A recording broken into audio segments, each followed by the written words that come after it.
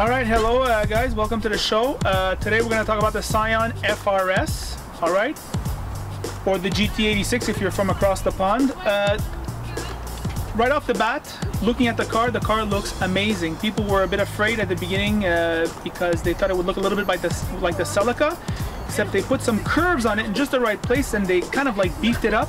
Most noticeably here, this sort of like hump here to show where the power is applied, and also in the front there's nice curves there. So we're going to take a look at this car inside and out and see if it's good for you. I've had it for over a year, so I'll be able to tell you what the problems are and what the good points are. Okay, let's look at this car carefully. The exterior is one of the main draws of this car. Look at this beautiful rear end. I mean, the rear end is just beautiful in this car. The wheels 17-inch are just the right size. Those front humps on the sides of the wheels really look great also. And once again, we look at the back because I just find it's just so good looking. Here's the front. I like the way it swoops down. It's like it's clawing the road. It's a real looker, and if you don't fall in love with it right away, don't even bother buying the car. I mean, you've gotta love the way this car looks. Now listen to it.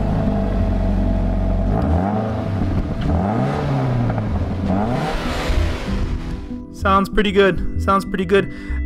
Everything is low in the engine bay. That's why they chose the boxer engine. And I'm going to give you a shot. You're going to see just how low it is. I mean, it's really low. Look at all that play there is between the weathering just below the windshield and the engine bay. It's really low to the ground. And in fact, if you look just the hole in the firewall, the transmission is...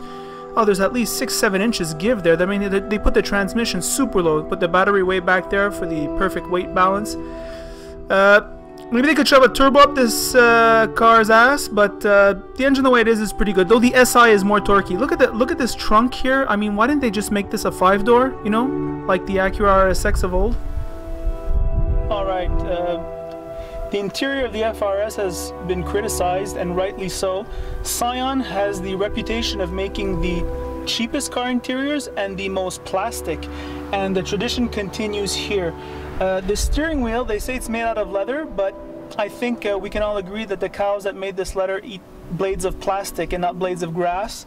However, here on the side, these touch points are very soft, and the shifter is really nice. Let's go over this interior a little bit. The seats, although sculpted, are awkwardly comfortable, except for wide shoulders.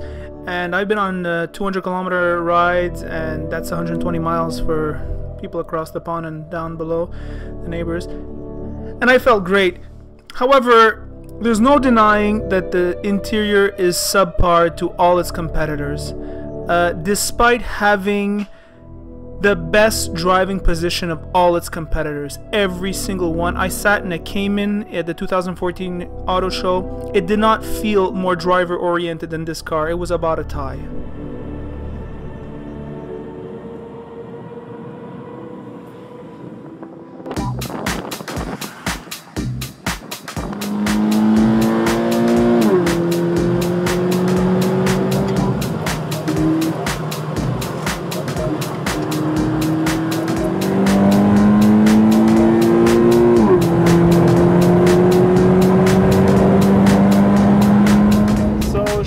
This car? Well, that is a good question. Unless you fall with it in love at first sight